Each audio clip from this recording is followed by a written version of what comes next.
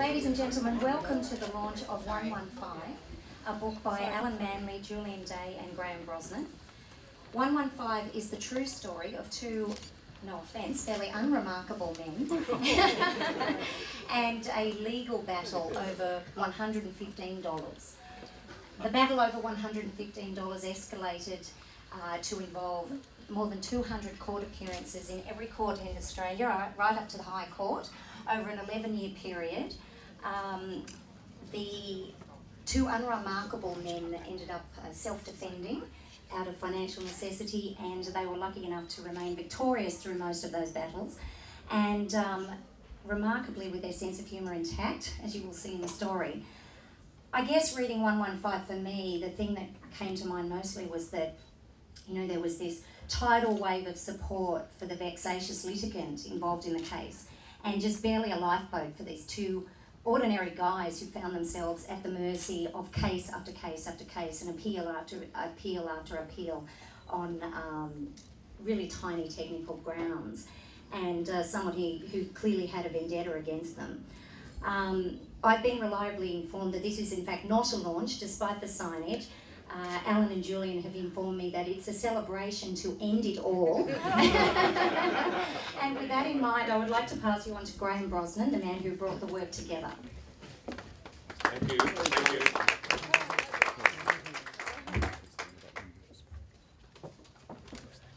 you. You know, over the years that I've worked as a ghostwriter, I've found myself interviewing the strangest people in the weirdest situations. One standout was Ruth, a devout Jehovah's Witness, who wanted her book to be called As God Is My Witness. Hers was a tale of unrelenting woe. Brother Warren shot himself, leaving not one, but two suicide notes. Brother Henry Roy drowned in mysterious boating accident.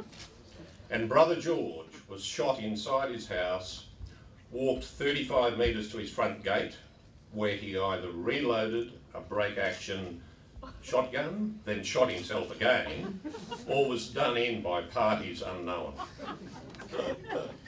I sat across the table from Ruth in a little aluminium caravan parked on a couple of acres of flat, miserable scrub somewhere in central Queensland. Inside it was as hot as hell, but Ruth, who was a small, leathery woman with very thick glasses and a zealot's eyes, never seemed to notice. It crossed my mind more than once that maybe Ruth had murdered her brothers. Desperate for some relief, and after too many hours of this, I asked Ruth to tell me some stories about her children. Her eyes lit up, and she started to tell me about her pride and joy, her son Glendon. Ruth explained that her church teaches that boys should be circumcised on the 8th day. However, when young Glendon was born, the doctor at Rockhampton Hospital was reluctant to perform a circumcision. He said to her, this is just no longer fashionable, shouldn't be done. But Ruth insisted, and on the 8th day it happened. But during the operation, she claims the doctor took off too much foreskin, leaving poor little Glendon's penis permanently erect. When baby Glendon started to walk, Ruth noticed he was pushing himself against a leg, rubbing himself up against the cat, rubbing himself up against the dog, anything he could find, because his penis was constantly erect day and night. Ruth was understandably outraged at this state of affairs. She knew surgery was out of the question. How could they fix it, she wailed. There was no foreskin left. And you know what I did, Graham? I said, no, Ruth, what did you do? She said, I prayed. I prayed to the good Lord. I wanted my boy healed of this terrible affliction. And I must admit that while this mad woman went on about her son's penis, I was looking for some divine intervention of my own. I was also praying that the roof of this caravan would somehow open up and some supernatural force would haul me out of there. However, there was no divine intervention for me, but when Ruth prayed to the good Lord, a miracle occurred and his hard-on vanished. Which is why I felt ready for almost anything by the time I met Alan Manley and Julian Day.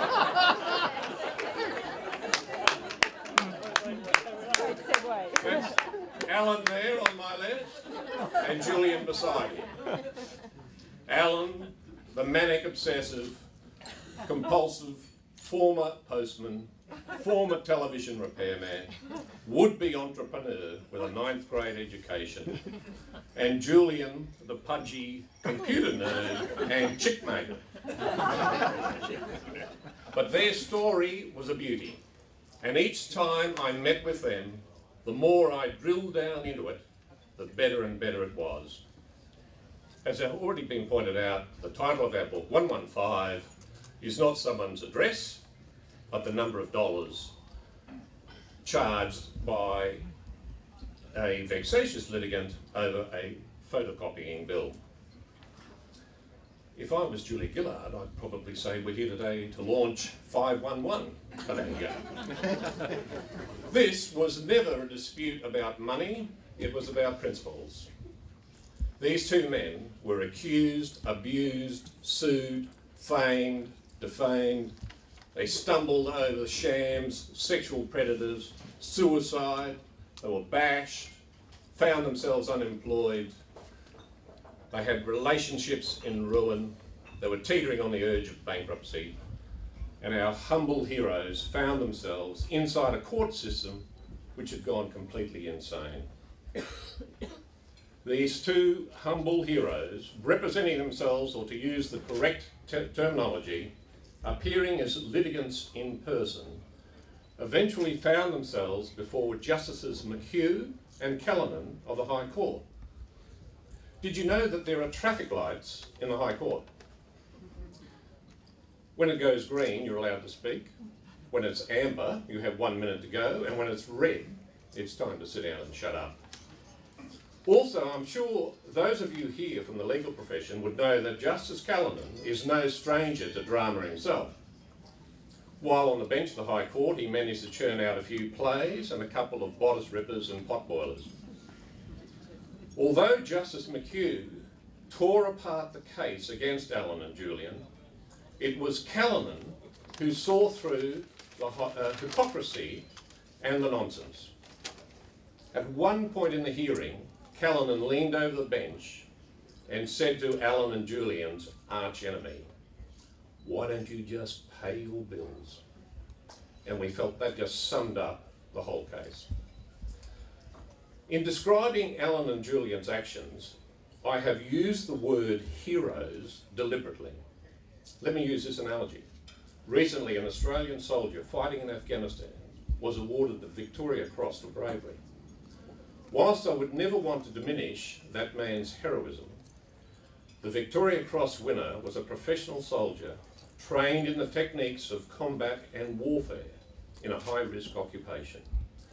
Alan and Julian, with no professional training or experience, with few resources at their disposal, facing utter ruin at the hands of a vexatious litigant, had to fight in a system which seemed unable to set them free. They were like two citizens press gang to fight a cold and dirty war in a courtroom without any weapons. They never gave up, and when it was all over, they looked into their souls and began the mammoth task of writing the story of what happened. In my eyes, Alan and Julian showed unparalleled courage to see this through. This is their story, and I commend it to you. Before I hand over to my co-authors, a few thanks are in order. Tricia Jacobson for organising everything and for the inspired choice of this cafe, which is where some of the events in this book took place. Jasmine Davidson for invaluable backup and support, Shireen Prasad for being here when it mattered, Alice McClymont for her fantastic research and great artistic flair, and Jennifer McCarthy for her unwavering faith in all of us when it would have been far easier to walk away. Finally, thank you, each and every one of you, for coming and being part of this. Thanks very much.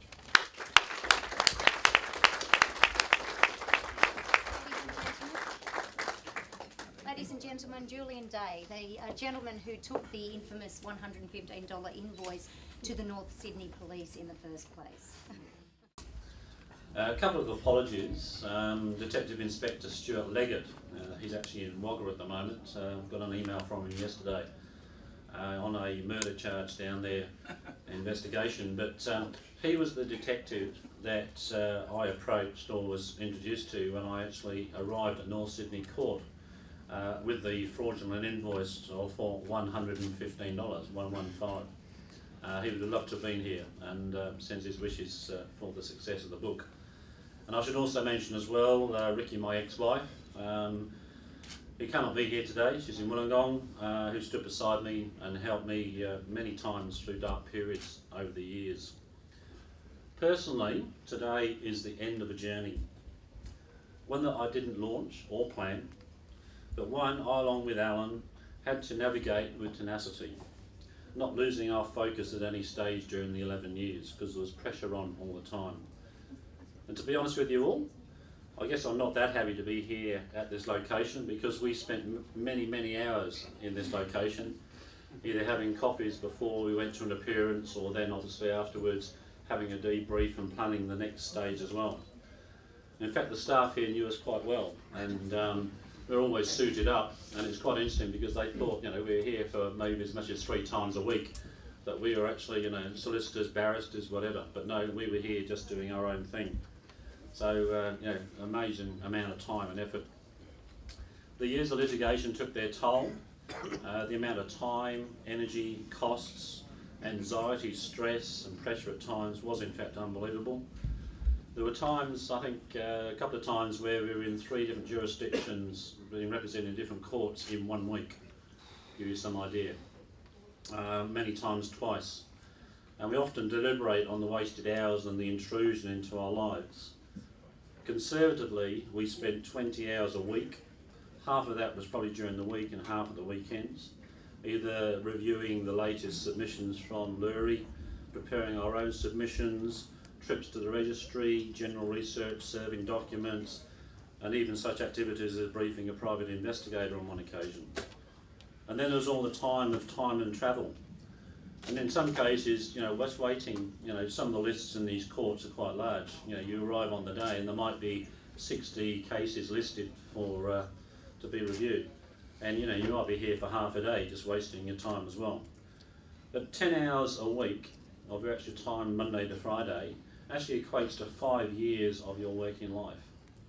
That is huge in terms of the time, over that time period of time. And then there were the weekends, most often the only time that Alan and I could catch up and prepare the next submission or defence. Conservatively, Lurie stole 100 weekends from us both in that period.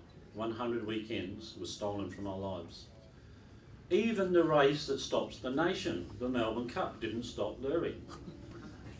In 2 consecutive years, yes, 2 years, on the trot, excuse the pun, we had to appear in court in this building to defend against Lurie on the first Tuesday in November.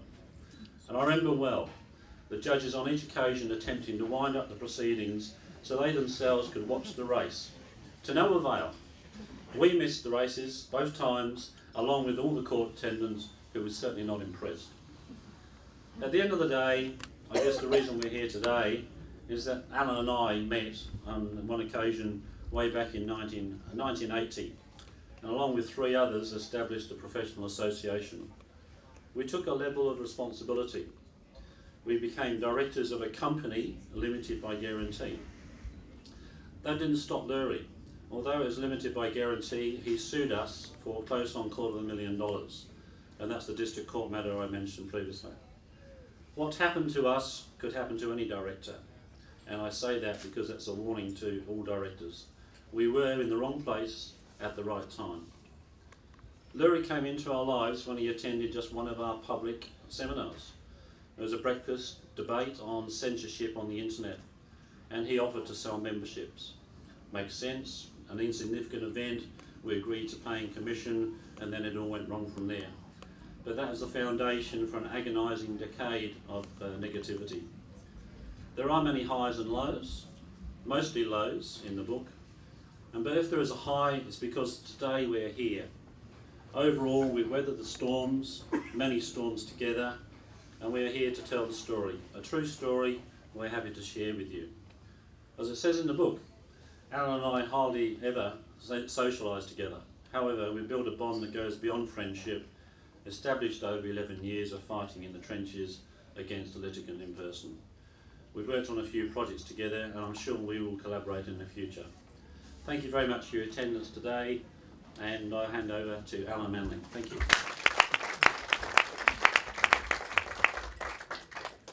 Thank you, Julian. Thank you all. I quote from the back cover of the book 115. It is an article of faith with lawyers that a man who acts for himself has a fool for a client. Imagine what happens when two unremarkable men find themselves trapped in the court system battling for their lives. Well, ladies and gentlemen, good news. I can tell you what happens. You lose your credibility. You lose your money. You lose your unremarkable friends. To those of you who have been with us during this journey, thank you for your remarkable friendship. To those joining our journey today, welcome to the 115 story. 115 is a true story. Names have been changed to protect their privacy. The launch in this building is because this court building had become the place of our entrapment. The book 115 was written to gain closure after more than 10 years of trauma. Recently I read and approved the last draft. More good news, ladies and gentlemen, more good news. I did not cry. I believe that is called closure.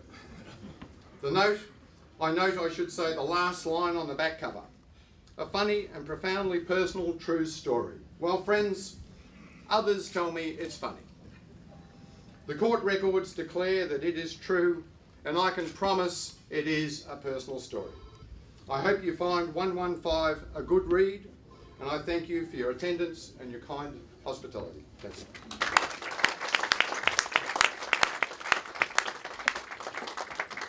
Ladies and gentlemen, those of you that do have a glass in their hand, please raise it to the end. To the end. Thank you for coming.